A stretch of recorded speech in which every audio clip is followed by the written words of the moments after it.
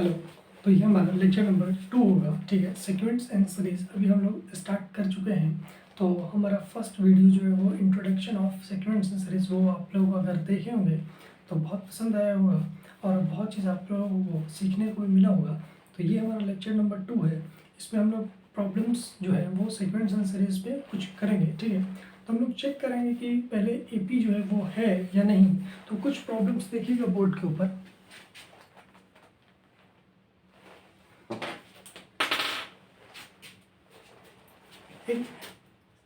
Starting easy से करते हुए हम बढ़ेंगे आगे की ओर। जैसे 9, 15, 21, 27 डॉट डॉट डॉट जा रहा है, ठीक है। अगर हमको चेक करना है कि एपी है या नहीं, तो हम पहले क्या करेंगे, 15 minus 9 is equal to 6, 21 minus 15 is equal to 6 and 21 minus 21 is equal to 6। इसका मतलब सारे का जो वैल्यू है वो क्या आ रहा है, 6। इसका मतलब 6 is common difference. 6 is common difference. So given sequence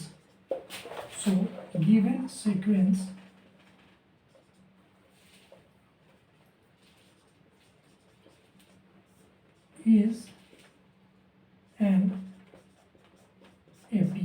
सही है क्या? तो इसी प्रकार आप एक नेक्स्ट प्रॉब्लम आपके लिए चेक कीजिएगा। Second number problem is 11, 6, 1 minus 4। आपको चेक करना है कि ये एपी है और नॉट, ठीक है क्या? ये एपी है या फिर नहीं है, इस चीज़ को आप खुद से एक बार चेक करें। उसके बाद इस थर्ड प्रॉब्लम को देखिएगा। -1 -5 अपॉन 6 -2 अपॉन 3 एंड -1 अपॉन 3, ठीक है। अब इसको अगर हम लोग चेक करें तो क्या करेंगे, -5 अपॉन 6 माइनस, ओके, और चूंकि ये ऑलरेडी माइनस है तो ये हमारा क्या बन जाएगा, प्लस। सो 1 अपॉन 1, ओके। जब इसको हम लोग सॉल्व करेंगे तो कितना आएगा, 6। तो -5 प्लस, और ये वैल्यू कितना आएगा, 6। ये वैल्यू हमारा कितना आ रहा है, 1 अपॉन 6, सही है। फिर उसी प्रकार अगर हम लोग देखें, इसमें से अगर इसको सब्ट्रैक्ट करते हैं तो -2 अपॉन 3 माइनस, और ये माइनस ऑलरेडी था तो ये क्या बनेगा, 5 अपॉन 6। यहाँ से हमारा एलसीएम कितना आएगा, 6, 3 2 जा 6, इस मीन्स 4 प्लस 1। इसका मतलब वैल्यू हमारा कितना रहा है, -4 प्लस 1। तो ये हमारा वैल्यू कितना आएगा, -3 अपॉन 6। ये वैल्यू हमारा कितना, -1/2, ठीक है। तो जब हम लोग यहाँ पे चेक कर रहे थे तो हमारा वैल्यू कितना रहा है, +1 अपॉन 6, और ये हमारा वैल्यू कितना रहा, -1 अपॉन 2।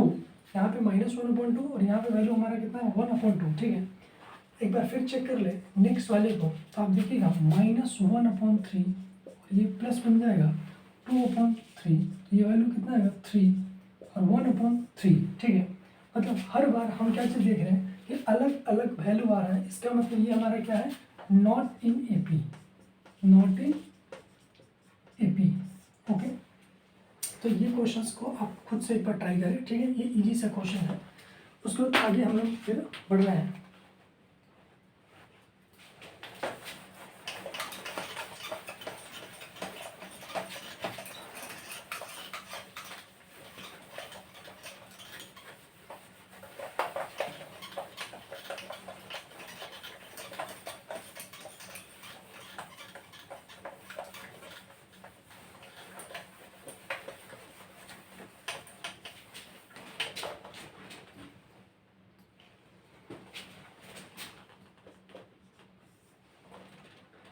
जैसे √2, √8,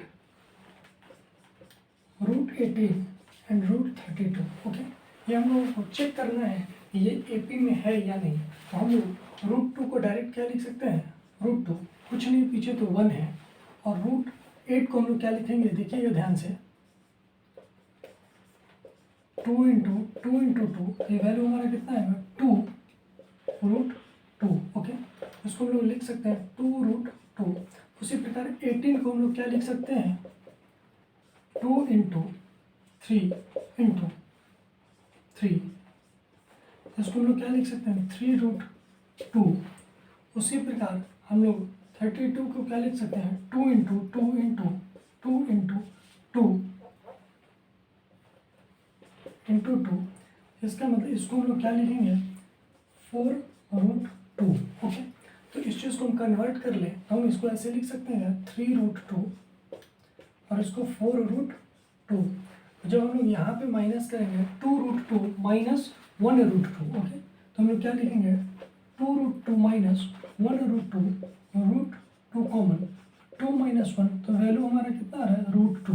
ओके, फिर जब हम लोग इसमें माइनस करेंगे 3√2 से, 3√2 माइनस 2√2, यहाँ से हमारा कॉमन क्या आएगा, √2, यहाँ से वैल्यू हमारा क्या आएगा, √2। ओके, फिर अगर हम लोग इसमें अगर डिफरेंस निकालें तो क्या देखिएगा, 4√2 माइनस 3√2, जब हम लोग कॉमन लेंगे यहाँ से क्या आएगा, √2, 4 माइनस 3, ये वैल्यू कितना आएगा, √2।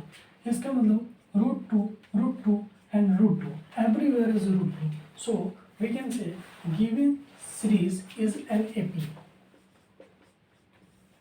ओके, तो ये एक थोड़ा सा अच्छा क्वेश्चन है, ठीक है। आपको वैल्यू अगर फाइंड आउट करना आएगा तो आप चेक कर सकते हैं कि वो AP में है या फिर नहीं है, ठीक है क्या। फिर नेक्स्ट प्रॉब्लम देखिएगा,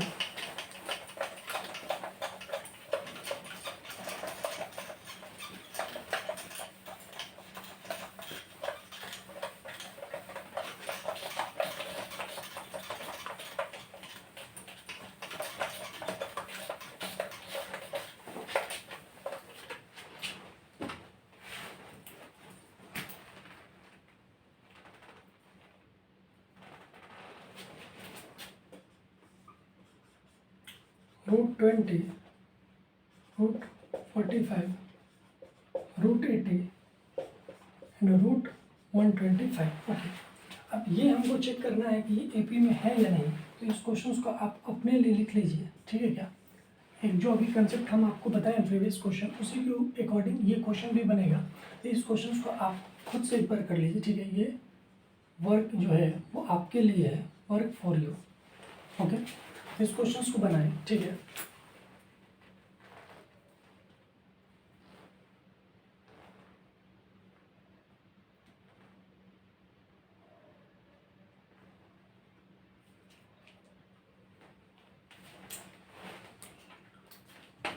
तो अब हमारा ये जो है वो इंट्रोडक्शन जो है वो अब आगे की ओर बढ़ने जा रहा है, ठीक है। अब ध्यान से देखिएगा, जो कंसेप्ट आप लोगों को ये चीज़ सिखाया जा रहा है उस चीज़ को थोड़ा ध्यान से देखिएगा। जैसे मान के चलिए 3, 5, 7, 9, okay, 11, 13, okay, dot dot dot जा रहा है, सपोज दैट। ओके, तो ये हमारा, हम देख के कह सकते हैं कि हमारा क्या है, AP में है। क्यों, क्योंकि कॉमन डिफरेंस कितना है, D=2, सही है। तो D= हमारा कितना है, 2, और फर्स्ट टर्म A= हम क्या लिखते हैं, फर्स्ट टर्म हमारा कितना है, 3। ओके, तो अब सेकेंड टर्म को अगर हम पूछें कि वैल्यू क्या है, तो आप क्या बताइएगा, 5। तो हम लोग अगर ऐसे लिखे, देखिएगा A में अगर हम लोग D को ऐड करें, ठीक है, फर्स्ट टर्म प्लस D, तो ये हमारा A2 दे रहा है क्या, A2= हमारा क्या है, A प्लस D। A का वैल्यू कितना है, 3 प्लस 2 वो कितना है, 5। तो यहाँ पे हम लोग देख रहे हैं क्या है, 5।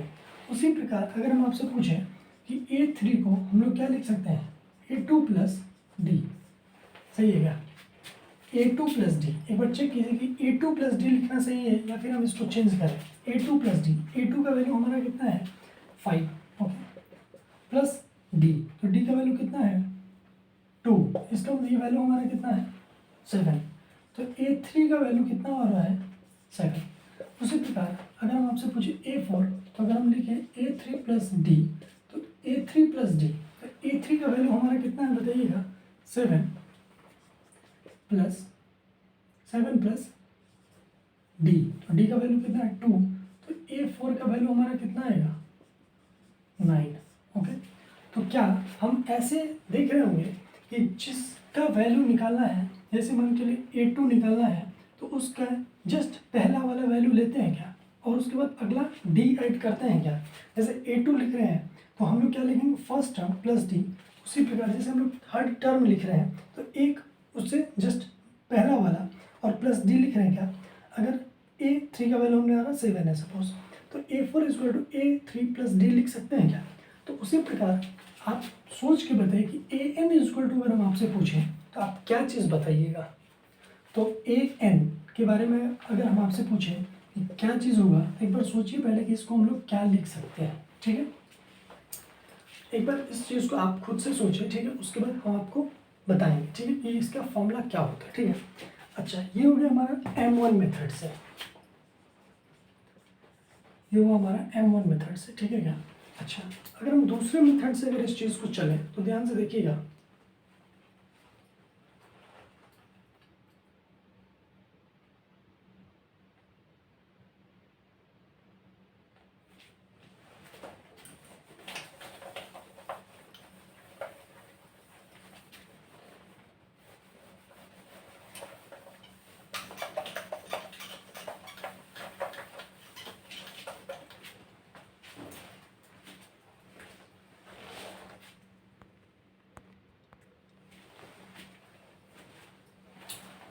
तो देखिएगा M2 मेथड से, ठीक है, हमारा फर्स्ट टर्म कितना है 3 और D इक्वल टू कितना है 2, ओके। तो अगर हम ऐसे लिखें कि A2 equal to A plus D, A3 equal to A plus 2D, A4 equal to A plus 3D, ठीक है। तो इस चीज़ को आप ऑब्जर्व कीजिए कि हम क्या चीज़ लिख रहे हैं। जैसे यहाँ पे हम क्या ले रहे हैं, सेकंड टर्म, ठीक है, तो हम उसके पहले D के पहले कितना ले रहे हैं 1, हम लोग ले रहे हैं क्या चीज़ A3, इसका मतलब यहाँ पे वैल्यू कितना है 3, वहाँ पे हम लोग D के साथ कितना ले रहे हैं 2, यहाँ पे हम लोग ले रहे हैं क्या चीज़ A4, तो यहाँ पे हम लोग क्या ले रहे हैं 3, मतलब एक वैल्यू जस्ट छोटा, ओके। तो और यहाँ पे हमारा फर्स्ट टर्म सही है क्या। तो हम लोग अगर आपसे पूछें कि AN इक्वल टू, तो हम कह सकते हैं A प्लस, और चूंकि यहाँ N है तो इसका मतलब N से एक वैल्यू छोटा लेना है, तो AN इक्वल टू हम कह सकते हैं A plus N minus 1 into D, ठीक है क्या। तो अगर हम आपसे पूछें कि इस दोनों में कन्फ्यूज़न किस में ज़्यादा आएगा, और ये भी कह सकते हैं कि कौन सा आपको ज़्यादा प्रॉब्लम क्रिएट करेगा, तो पहले ये चीज़ हम कह दें कि AN का वैल्यू क्या होगा, ठीक है। तो इसमें अभी हम लोग क्या लिख रहे थे कि AN माइनस 1 प्लस डी, सही है क्या। तो हम लोग जैसे लिखे थे कि A4, तो हम लोग क्या लिखते थे A3 प्लस डी, सही है, इसके अकॉर्डिंग। तो इसमें प्रॉब्लम क्या रहा है कि जैसे हम लोग लिख रहे हैं कि AN equal to AN minus 1 plus D, तो हम लोगों को पहले AN माइनस 1 का वैल्यू पता होना चाहिए, सही है क्या। मतलब पहले हम लोगों को AN माइनस 1 का वैल्यू पता होना चाहिए, उसके बाद हम लोग जो है वो AN निकाल सकते हैं।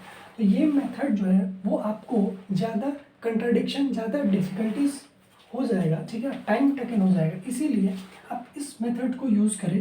ये आपका सदाबहार मेथड है, ठीक है क्या,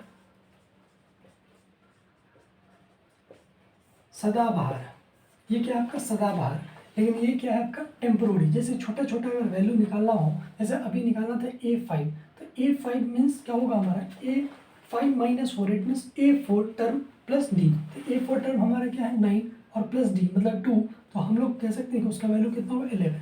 लेकिन अगर बराबर वैल्यू हो, ठीक है, तो हमको पहले AN माइनस 1 का टर्म पहले कैलकुलेट करना होगा, फिर उसके लिए हम लोगों को फिर उसका जस्ट पहले वाला वैल्यू पता होना, उसके बाद हम लोग करेंगे, ठीक है।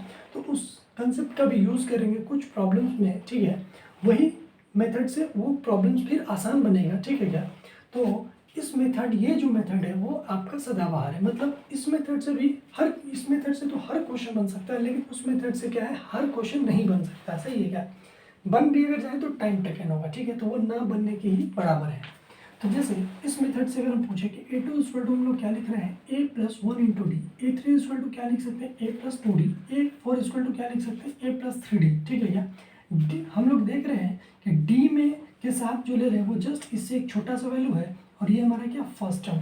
तो उसी प्रकार हम कह सकते हैं कि AN equal to A plus N minus 1 into D, ठीक है। तो ये एक वेरी वेरी इंपॉर्टेंट फॉर्मूला है, ठीक है, आप इस चीज़ को याद कर लें, ठीक है क्या फिलहाल।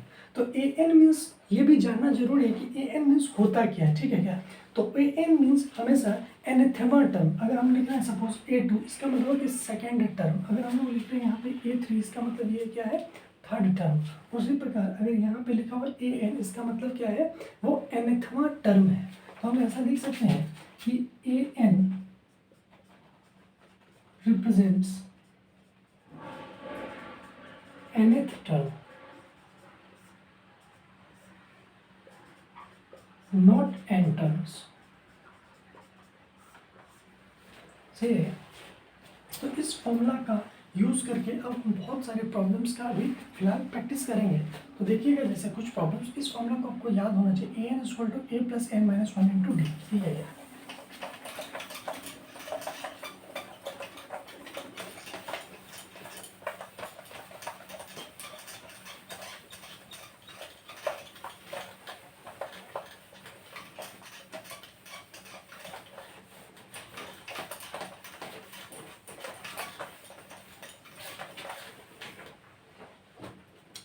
अब जैसे मैंने चलिए सपोज कीजिए क्वेश्चन नंबर फर्स्ट हमारा 5, 10, 15, 20, 25 ओके डॉट डॉट डॉट जा रहा है। सही है। तो हमको निकालना है suppose 820 equal to what. Okay. तो इस क्वेश्चन के लिए पहले हम अगर देखें तो ए हमारा कितना है 5, ए मीन्स फर्स्ट टर्म, तो ये हमारा 5 है। ओके। और डी हम लोग चेक कर सकते हैं कि 10 माइनस 5 कितना है 5, 15 माइनस 10 क्या है 5। इसके अंदर ये हमारा क्या है कॉमन डिफरेंस कितना है 5। इसका मतलब हम लोग कह सकते हैं ये क्या हमारा ए पी में। ओके। और हमको निकालना क्या है 820। तो 820 इक्वल टू अभी जस्ट फॉर्मूला पढ़े थे A plus N minus one into D. सही है। तो फर्स्ट टर्म का वैल्यू हमारा कितना 5 प्लस, और एन का वैल्यू हम लोग कितना लेते थे तो उससे जस्ट छोटा सा वैल्यू। ठीक है। तो वो डायरेक्ट एन डी आता था, लेकिन यहाँ पे हमारा एन का वैल्यू कितना है 20, तो इसको हम लोग लिखेंगे 20 माइनस वन इंटू डी, और डी का वैल्यू कितना 5। तो हम लोग कह सकते हैं 5 प्लस 19 इंटू 5, तो ये वैल्यू कितना है आपका 100। इसका मतलब इस एपी का जो 20th टर्म होगा, आई मीन 20वां जो टर्म होगा वो हमारा क्या आएगा 100। सही है। अब जैसे मान चलिए सपोज कीजिए एक और चेक कर लें, जैसे आपको निकालना A35, तो उसको क्या लिखेंगे A plus N minus one into D. तो ए का वैल्यू 5 प्लस, और यहाँ पे एन माइनस वन, इसका मतलब 35 माइनस वन, जो यहाँ पे लिखा होगा उसी का एन का वैल्यू होगा। सही है।